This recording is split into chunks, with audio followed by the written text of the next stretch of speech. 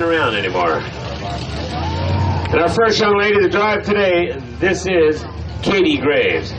As you can see earlier, Katie's going to have a whole lot of tire speed, because you saw when Henley came out, that was the deal. I mean, I don't know what the speed, actual ground speed would be, but he had some tall gears in there. He was really moving them tires up.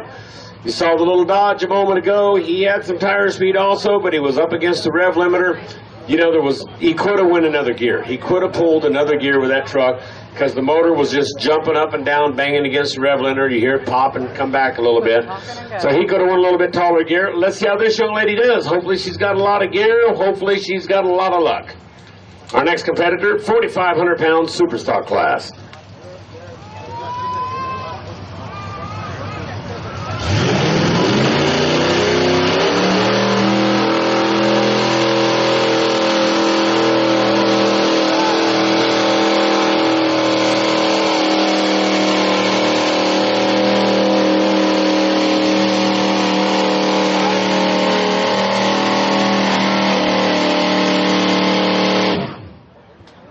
Well, she gave it her best, ladies and gentlemen, Katie Graves.